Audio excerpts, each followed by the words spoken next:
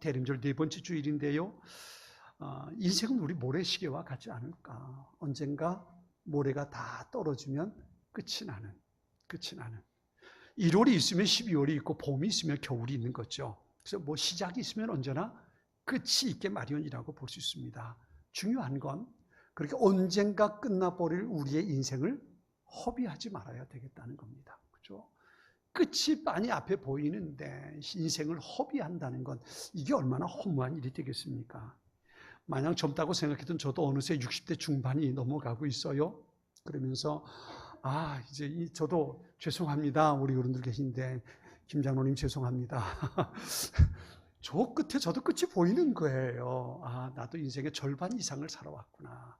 3분의 2를 살아왔다고 해도 과언이 아니지 않겠습니까? 이제 앞으로 남은 게 3분의 1, 제 인생의 마지막 바라보면 말이에요. 근데 그런 생각이 들어요. 뒤를 바라보면서 내가 어떻게 살아왔을까? 그러면서 앞으로 남은 생애, 3분의 1 정도 남은 생애를 생각해 보면서 이러다가 우왕좌왕 허둥지둥하다 끝나버리는 것 아닐까? 그런 생각을 해봅니다. 누구나 자기가 끝내고 싶어서 끝내는 건 아닌데요. 그럼에도 불구하고 누군가에겐 또 우리 모두에겐 내가 원하지 않는 때에 끝이라는 시간이 오게 된단 말이죠. 그때까지 낭비하지 않고 잃어버리지 않는 삶을 사는 게 어떤 걸까? 짧게 보면 하루라는 시간, 좀 더 길게 보면 일주일이라는 시간, 좀 더 길게 보면 한 달, 좀 더 길게 보면 1년, 좀 더 길게 보면 우리의 인생. 그렇죠? 시작이 있으면 언젠가 끝이 있는데 내가 지금 어디쯤 가고 있고 내게 남은 시간은 얼마나 될까? 지금까지 나는 어떻게 살아왔고 앞으로 남은 시간을 나는 어떻게 살아야 할까? 아마 그런 생각을 해보곤 합니다. 전에 제가 어떤 책을 봤는데요. 그 책에 어떤 내용이냐면 그 책의 제목이 단순하게 살아라라는 책이에요. 세계적으로 베스트셀러가 되었던 책입니다. 우리나라에서도 굉장히 많이 팔렸는데요. 이 독일의 작가가 쓴 책인데 이 책에서는 주제는 한 가지입니다. 단순하게 살아라. 복잡하게 이것저것 하지 말고 내가 잘할 수 있는 거 그거 한 가지 단순하게 가지고 살아라. 이제 그런 얘기입니다. 그런 얘기인데 그렇게 핵심 내용은 어떤 거냐면 그거예요. 내가 왜 사는지 삶의 본질을 찾고 그 본질만 중요하게 여겨야지 곁가지 때문에 바쁜 인생 복잡하게 살지 말라는 거예요. 단순하게 내게 주어진 시간을 내가 잘할 수 있는 것, 내가 해야 될 것, 그거 찾아서 살라. 그 얘기가 그 책의 내용입니다. 많은 사람들이 그 책을 보면서 자기의 삶을 가지치기 했다는 얘기들을 참 많이 들어봅니다. 그래요. 우리가 살아가는 인생이 그것 아니겠습니까? 내가 얼마나 살아왔든지, 그리고 앞으로 내가 남은 날이 얼마가 되든지, 내가 무엇을 해야 하는지 본질, 가장 중요한 거, 정말 이건 놓치지 말아야 할 것, 그것을 찾고 그것을 위해서 살아가는 그 인생이 낭비하지 않는, 잃어버리지 않는 그런 삶이 될 수 있다는 겁니다. 구세군의 창립자죠. 윌리엄 부시 대령이 그런 말을 했습니다. 인류의 마지막이 가까울수록 교회마다 종교적인 형식은 있으나 성령의 능력은 없고 교회 조직은 화려해지고 있으나 예수가 없는 시대가 올 것이다. 그리고 말했어요. 형식화되고 습관화되고 종교화되어버린 교회의 모습, 그분이 그렇게 말하죠. 교회가 화석화됐다. 굳어버렸다는 거예요. 그 안에 생명력을 잃어버렸다는 거지요. 예수를 잃어버린 교회가 되어가고 있다는 경고의 메시지라고 볼 수 있습니다. 오늘 본문의 이야기는 참 특별해요. 왜 특별하냐면 대개 우리 예수님에 대한 이야기 그러면 처음에 예수님 탄생하실 때 이야기와 그리고 마지막 예수님의 공생의 사건들이 되게 주를 이룹니다. 근데 예수님의 탄생 사건을 보면 누가 주인공이냐 하면 동방박사가 주인공이고요. 마리아와 요셉이 주인공이고요. 목자들이 주인공이에요. 그리고 거기 주인공 한 사람 더 등장하면 누구냐 하면 헤롯 왕이 등장해요. 예수님이 아니라 다른 사람들이 주인공이 되어 있는 얘기들이 예수님 탄생 사건 속에 나와요. 거기에 특별히 한 사람도 천사도 물론 있어요. 그렇게 되거든요. 그런데 오늘 본문의 이야기는 예수님의 어린 시절의 이야기입니다. 이게 정말 성경에 다른 곳에 안 나오거든요. 예수님께서 태어나실 때와 예수님이 30살 되어서 공생애를 시작할 때의 얘기는 있는데 예수님이 어린 시절 어떻게 지냈는지는 오늘 본문에 나오는 게 유일한 내용입니다. 예수님께서 이 땅에 오셔서 사람의 몸을 입고 어린 시절을 어떻게 보냈는가, 그것을 오늘 본문을 통해서 잠깐 우리가 살펴볼 수 있는 그런 이야기이기도 합니다. 이 이야기가 지나고 나면 예수님의 30세 때 공생의 사건으로 넘어가 버리고 맙니다. 그러니까 오늘 본문의 이야기가 예수님의 어린 시절을 보여주는 유일한 내용입니다. 이 내용은 이런 겁니다. 유대인의 명절이 되는데요, 6월절이거든요. 예수님께서 12살 되었을 때에 부모인 요셉과 마리아와 함께 동네 사람들과 함께 예루살렘으로 6월절 절기를 지키러 올라갑니다. 근데 6월절 절기를 다 마치고 집으로 돌아오는 길입니다. 집으로 돌아오는 길인데 하룻길을 가면서 요셉과 마리아가 아들인 예수가 보이질 않는다는 걸 모르는 겁니다. 그러니까 예루살렘을 떠나서 하루가 지나서야, 이제 나사렛으로 가는 길이 갈릴리 나사렛 가는 길이니까는 그 길은 걸어가는 길이 멀거든요. 먼 길인데 그 길 가면서 하루가 지나서야 아들 예수가 사라진 것을 깨닫게 되는 겁니다. 아마 그랬겠죠. 지 아버지하고 오겠지. 그죠? 누구 생각이에요? 엄마 마리아 생각했지. 지 아버지하고 오겠지. 또 요셉은요, 지 엄마하고 같이 가겠지. 이 생각이었겠지요. 그러면서 남자들끼리 여자들끼리 서로 얘기하면서 예루살렘에서 있었던 일들 수다 떨면서 그리고 가지 않겠습니까? 그리고 가면서 하루가 됐는데 찾아보니까 아들 예수가 없는 겁니다. 깜짝 놀라가지고 아는 사람들마다, 만나는 사람들마다 묻습니다. 우리 아들 예수 봤습니까? 우리 아들 예수 봤습니까? 아무도 본 사람이 없는 거예요. 하루길을 갔는데 사흘길 걸려서 다시 예루살렘으로 온 겁니다. 예루살렘에 와서 보니까 예루살렘 성전에서 율법학자들과 예수가 거기서 이야기하고 있는 모습을 보는 겁니다. 사흘 동안 요셉과 마리아의 마음이 어땠을까요? 어땠을까요? 야야, 이게 무슨 짓이냐? 왜 안 따라오고 여기 있는 건데? 우리가 얼마나 찾았는지 알아? 사흘 동안 네가 보이잖아. 여러분, 이게요, 그때의 예루살렘의 6월절을 지키기 위해서 모이는 사람들이 300만 명가량이 모인대요. 평상시에는 거의 한 2만 명, 3만 명이 살아요. 근데 300만 명쯤 되는 사람이 절기를 지키러 모이는 거예요. 그 많은 사람들이 모였다가 흩어지는 거니까 거기서 아이 하나 잃어버리면 이건 미아가 되는 겁니다. 그래 요셉과 마리아가 얼마나 걱정했겠어요. 사흘 동안 아들 예수를 찾아다니면서 얼마나 전전긍긍하고 당황해서 다급해서 사람들마다 물어보면 다녔겠어요. 못 찾은 거예요. 성전에 보니까 기껏 율법학자들과 태원하게 거기서 얘기를 나누고 있단 말이에요. 야, 죄송합니다. 이 성경에 그렇게 안 나와 있는데 아버지 어머니 입장이라면 뭐 어떻게 말하겠어요? 꼭지 도는 거죠. 야, 이놈의 새끼야. 그죠? 뭐 성경에 그렇게 안 나오죠. 예수님한테도 그렇게 있어요. 그런데 실제로 아빠, 엄마 입장에서는 어떻겠어요? 야, 이놈의 새끼야. 이게 뭐 하는 짓거리냐. 내가 얼마나 찾았는지 알아? 막 성질 나가지고 있는 거 없는 거 다 얘기하면서 막 야단을 쳤겠죠. 그죠? 성경에 차마 그렇게 기록 못했죠. 예수님 이야기인데. 기록 못했지만 우리 그렇게 생각해 볼 수 있죠. 당연히 여러분 같으면 그렇게 안 할 거예요. 그죠? 여기 있었구나. 근데 저 같으면 안 그랬을 거야. 이놈의 새끼. 네 말이야. 내가 얼마나 찾았는데 너 잃어버린 줄 알고 이 많은 사람들 속에 어디로 갔는지 알고 내가 얼마나 찾았는데 막 화내면서 그랬을 거라고요. 근데 그랬는데 태어나게 거기서 예수는 뭐라고 그래요? 왜 찾았습니까? 내가 내 아버지 집에 있을 줄을 모르셨습니까? 이해가 됩니까? 이해가 되지 않는 사건이죠. 이해가 되지 않는 사건이죠. 그런데 아무도 그 말에 예수님의 어린 예수의 대답을 이해하지 못했어요. 그런데 오늘 성경 마지막에 보면 누가요? 모친 마리아. 그 어머니는 이 말을 마음에 두었다. 이게 저 어머니들이 참 대단한 거예요. 저 같은 아버지는 막 불같이 화를 내고 야단을 냈을 텐데 말 같지 않은 소리 하지 말라고 막 야단을 쳤을 텐데 어머니 마리아는 그 말을 마음에 담아 두었다는 거예요. 이게 어머니의 위대함인 것 같아요. 그리고 이 일이 이루어집니다. 내 곁에 있을 줄 알았던 예수가 내 곁에 없는 거예요. 하루길을 가면서 그걸 몰랐던 겁니다. 나와 함께 있지 못하다는 것을 하루길 지나면서 까맣게 잊어버리고 있었던 겁니다. 제가 여러분에게 묻겠습니다. 여러분의 삶 가운데 예수님 함께 계십니까? 여러분이 하루하루 살아가는 삶의 여정 가운데 여러분 예수님과 동행하고 계십니까? 내가 정말 아파서 힘들고 어려울 때에 이럴 때 내가 어떻게 하면 좋지라고 위급하고 당황한 속에 전전긍긍할 때에 나와 함께 계신 예수님으로 인해서 내가 위로받고 격려받고 힘을 얻고 있습니까?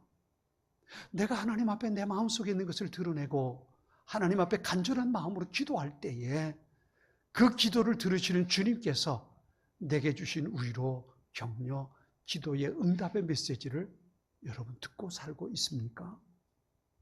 구약 성경에 보면 드릴라에게 빠져버린 삼손의 이야기가 있죠. 드릴라에게 빠져가지고 그만 드릴라가 삼손의 머리카락을 다 잘라버리잖아요. 힘을 잃어버렸어요. 그런데 드릴라가 적군이 온다고 막 깨우니까 자기가 여전히 힘이 있는 줄 알고 일어나서 힘쓰려고 하지만 이미 힘은 사라져버리고 만 거예요. 성경은요, 이 삼손의 생애에서 정말 불행한 기록을 우리에게 이렇게 남겨줍니다.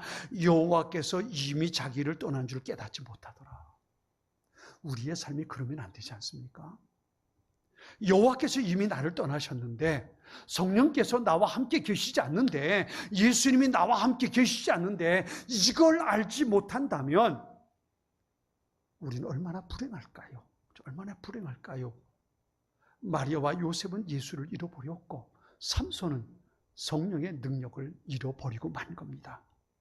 만약 오늘 우리가 예수님을 잃어버리고 성령의 능력을 잃어버리고 엉뚱한 것을 붙들고 살고 있다면 이것은 정말 가장 소중한 거, 내 인생 가운데 잃어버리지 말아야 할 거, 그걸 놓쳐버리고 잃어버린 채 내가 그것조차 깨닫지 못하고 살아가는 어리석은 삶이 되어버리고 만다는 겁니다. 어떤 분은 이것을 어떤 가십에 보니까 그렇게 썼더라고요. 예수 없는 예수쟁이. 예수 없는 예수쟁이. 와, 이거 얼마나 불행한 거예요. 그죠? 예수님은 자기와 함께 없는데 자기는 예수 믿는 줄 알아요. 이건 정말 비극 중에 비극이라고 볼 수 있습니다. 근데 보세요. 왜 요셉과 마리아가 예수를 잃어버렸을까요? 한마디로 말하면 분주해서요. 분주해서. 유월절을 지키면서 그 일정이 얼마나 분주했던지, 거기서 만나는 사람들과 교제하고 이야기 나누고 거기서 해야 할 많은 일들 때문에 마음이 분주했어요.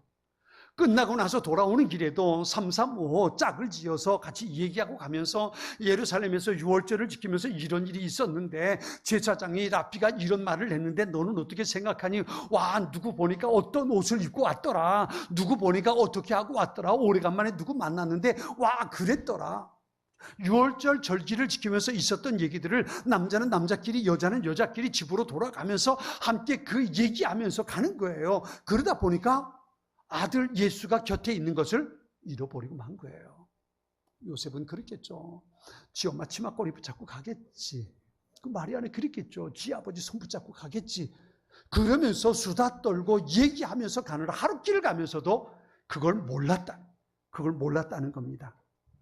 우리의 삶이 얼마나 바빠요. 현대인의 삶은 정말 눈코 뜰 새 없이 바쁘죠. 참 바빠요. 아침에 일어나서 저녁에 잠자리에 들 때까지 직장 생활하는 사람들 보면요, 정말 분주하게 정신없이 살아가는 모습 봐요. 분주한 일상을 살아가면서 예수님을 놓치고 살아가는 그런 모습인 거죠. 어떤 분이 교회 안에 두 종류의 사람이 있다 그랬습니다. 하나는 예수님을 만나서 예수님과 함께 살아가는 그 감격, 그 기쁨을 가지고 교회 안에 예배하고 찬송하는 사람이 있는가 하면, 예수님을 만나지 못하고 그냥 의례적으로 습관적으로 교회 안에 앉아있는 사람들이 있다고 그런 얘기했어요.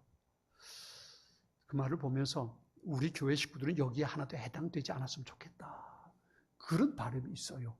예수님을 만나고 그 예수님의 손을 붙잡고 하루하루 살아낼 수 있는 그 하나님 주님 동행하는 예수님께서 내게 주신 은혜를 내 안에 채우고 그 은혜 때문에 기뻐하고 그 은혜 때문에 감격하고 그 은혜 때문에 찬양하고 그 은혜 때문에 예배하고 그렇게 주님과 함께 살아가는 소중한 사람들이 되었으면 좋겠습니다.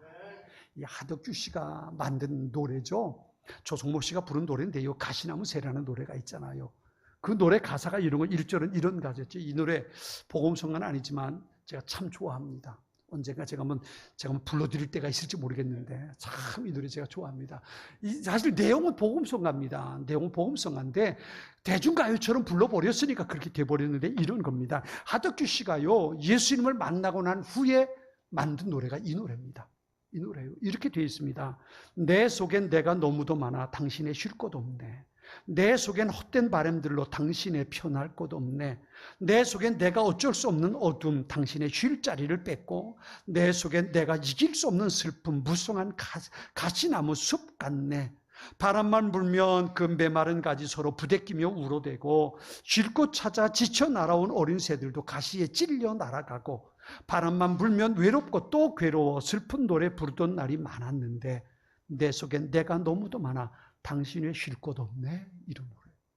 내 안에 세상의 생각들이 너무 많아서 예수님이 없다는 거예요. 내가 예수님과 함께 동행하고 싶은데 내 안에 너무 잡다한 것들이 많아서 예수님이 내 안에 계시지 않는다는 거예요. 이 노랫말이 그런 노랫말입니다. 여러분, 예수님 나와 함께 동행하겠지. 성령씨 우리 집에 있으니까 예수님 우리 집에 계시겠지. 내가 교회 가서 늘 예배 드리니까 예수님 나와 함께 계시겠지. 내가 교회 다닌 지 10년 되고 20년 되고 내 집사 되고 권사 되고 장로 됐으니까 주님 나와 함께 계시겠지. 정말 심각하게 한번 생각해 보세요. 내가 예수님과 동행하고 있나? 아니, 내 삶 속에 예수님께서 나와 함께 계실까? 이스라엘 백성이 출애굽해서 40년 광야 생활할 때에 하나님의 임재를 상징하는 언약궤가 늘 앞에 섭니다. 언약궤를 앞세우고 이스라엘이 행진하는 거예요. 행진하다가 어느 곳에 멈춰서 천막을 치고 생활할 때는 동서남북으로 12지파가 흩어져 천막을 치고 그 가운데 하나님의 언약궤가 있는 겁니다. 여러분, 이게 신앙생활입니다. 이런 신앙생활 할 수 있게 되기를 축원합니다. 무슨 얘기냐면 내가 어디를 가든지 내가 무슨 삶을 살든지 내가 주님을 앞세우고 사는 거예요. 예수님을 앞세우고 사는 거예요. 예수님 가는 곳으로 내가 가는 거고요. 예수님의 발걸음을 따라 내가 따라가는 거예요. 그리고 내가 멈추는 그곳에 주님께서 나와 함께 머물러 계시는 거예요. 이게 신앙생활이에요. 예수님을 떠나 사는 삶은 신앙생활이 아니란 말이에요. 아니에요. 근데 많은 사람들이 예수님 따로 나 따로 사는 일들이 얼마나 많은지 몰라요. 지난번에 어떤 설교를 듣다 보니까 그 설교에 그런 얘기 하더라고요. 예배드리고 교회를 나가면서 주님 빠이빠이 다녀올게요. 그리고 나간다는 거예요. 주님 그냥 교회에 계세요. 좀 가서 살다가 좀 힘들거든 다시 찾아올게요. 그냥 여기 계세요. 주님 빠이빠이 하고 나간다는 거예요. 우리 교회 성도들은 그런 분 한 분도 없길 바랍니다. 예배드리고 주님 나랑 같이 가요. 내가 살아가는 게 정말 힘든데, 내가 직장 생활하는 거 너무너무 힘든데, 내가 집에서 생활하는 것도 정말 힘든데 주님 저랑 같이 가셔서 저를 위로해 주세요. 제게 힘 주세요. 제가 어렵고 힘들어 주저앉고 싶을 때 주님 내게 나를 일으켜 세워주세요. 주님과 함께 매일매일 하루하루 동행하며 살 수 있는 하나님의 사람들이 될 수 있기 바랍니다. 우리가 생명의 삶을 통해서 요한계시록을 묵상하고 있어요. 요한계시록은요, 첫 번째 독자가 누구냐면 초대교회 성도들입니다. 두 번째는 우리예요. 오늘 21세기를 살아가는 우리가 요한계시록의 말씀을 보는 거고요. 첫 번째 독자들은 그 당시 초대교회 성도들입니다. 여러분, 요한계시록을 보면서 가장 느끼는 게 뭐예요? 요한계시록을 생명의 삶을 보면서 여러분이 느끼는 게 뭡니까? 저는 두려움이에요. 두려움입니다. 요한계시록은요, 최후의 심판에 대한 메시지입니다. 최후의 심판. 예수님이 오셔서 세상을 끝내버리고 말 거예요. 세상의 모든 것을 끝내버리고 마시기 위해서 예수님 오시는 거예요. 내가 끝나는 과정을 요한계시록 1장부터 마지막 장까지 펼쳐놓은 거예요. 지금 우리가 성경 요한계시록을 보고 있는데요, 얼마나 무시무시한 말씀들이 거기 기록되어 있습니까? 두려운 거예요. 두려운 거예요. 그런데 그 메시지를 듣는 초대교회 성도들은 어땠을까요? 한 가지가 이해되는 겁니다. 아멘 주 예수여 오시옵소서. 이게 그들의 마음이었다는 겁니다. 예수님이 함께 하지 않으면 하루도 살 수 없는 거예요. 왜요? 예수 믿는 사람들이 당하는 고난이 얼마나 컸는데요. 예수 믿는다는 것 때문에 그들은 모든 것을 잃어버릴 수 있거든요. 그런데 예수님께서 함께 동행하지 않는다면, 예수님께서 순간순간 지켜주지 않는다면, 하나님께서 위로해 주시고 격려해 주시고 순간순간 손잡아 주지 않는다면 그들은 살아낼 방법이 없는 거예요. 그런데 요한계시록을 통해서 말씀하시는 거예요. 내가 와서 끝내줄 거야. 걱정하지 마. 너희는 살아. 너희는 승리할 거야. 그 메시지를 전해주는 거잖아요. 그러니까 오늘 우리가 그 메시지를 보면서 그런 생각을 해봐야 합니다. 내가 주님을 잃어버리고 사는 것이 얼마나 두려운 것일까? 얼마나 두려운 것일까? 요셉과 마리아는 할 길이 다 가고 난 다음에야 예수가 없다는 사실을 깨닫게 됩니다. 오늘 우리가 살아가는 삶 속에 다 같이 교회는 앉아있지만 내 삶 속에 예수가 없는데, 예수님을 잃어버리는데 그것도 모르고 예수님 같이 있는 줄 착각하고 하루하루 살아가고 있는 일들이 혹은 내게 있지는 않을까? 우리는 한번 생각해 볼 수 있어야 합니다. 여러분 기억하세요. 우리가 살아가는 삶은요, 잘못 길을 가면 돌아갈 수 있어요. 그렇잖아요. 밥하다가 밥을 죽을 썼으면 밥 다시 지을 수 있어요. 그렇잖아요. 빨았는데 지저분하게 얼룩이 안 지워졌으면 다시 빨 수 있어요. 그렇잖아요. 그런데 우리 인생은 어때요? 인생은 돌아갈 수 없잖아요. 일직선이잖아요. 지나가면 그걸로 끝나는 거죠. 끝나는 거잖아요. 우리에게 주어진 한 시간 한 시간, 하루하루가 얼마나 소중하겠습니까? 그 하루하루 속에 예수님과 동행하며 살아가는 하나님의 사람들 될 수 있기를 축원합니다. 오늘 본문의 요셉과 마리아, 어디서 예수님을 찾았습니까? 성전에서 찾았습니다. 예루살렘 성전에서 예수가 있는 것을 발견하게 됩니다. 성전은 예수님을 찾을 수 있고 예수님을 만날 수 있는 것이 성전입니다. 저는 늘 기도할 때마다 그런 기도를 합니다. 우리 교우들이 교회에 와서 예배 드리면서 예배 속에서 예수님을 만나게 해달라고 기도합니다. 제가 그리 설교는 잘하는 편은 아니에요. 근데 기도할 때 그런 기도해요. 하나님 제게 은혜 주셔서 제가 설교를 화려하게 잘하지 못하지만 제 설교를 통해서 하나님을 만나고 하나님의 음성을 듣는 우리 교우들 되게 해달라고 기도합니다. 뭐 어떤 분 설교하는 거 정말 아름답게 멋있게 해요. 와, 나도 저렇게 설교했으면 좋겠다. 그런 바람을 가질 때가 있어요. 그런 생각해요. 그렇게 화려하고 대단하게 설교는 못한다 할지라도 설교를 통해서 우리 예수님을 만날 수만 있다면 그것이 얼마나 좋은 일일까? 그런 생각을 해봅니다. 교회는 예수님을 보여주는 곳입니다. 교회는 다른 것을 파는 것 아니에요. 교회는 복음을 파는 것이고 교회는 예수를 파는 것입니다. 우리 교회가 그렇게 될 수 있기를 축원합니다.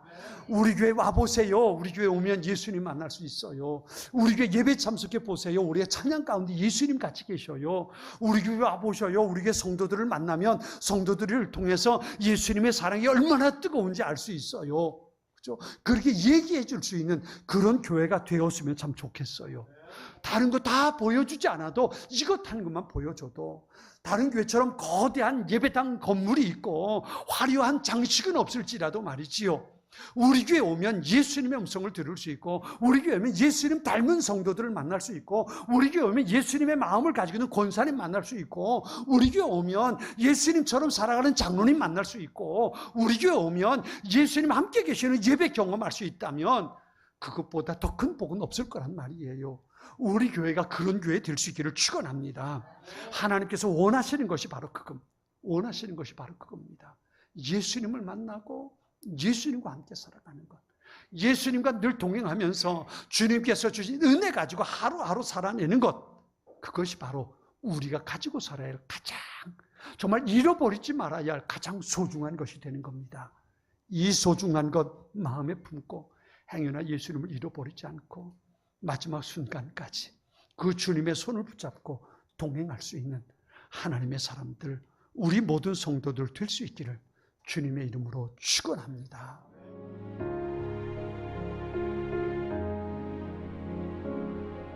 지금은 선교 헌금 시간입니다. 이 예배를 통해 삶 가운데 은혜와 회복이 충만하시길 간절히 기도합니다.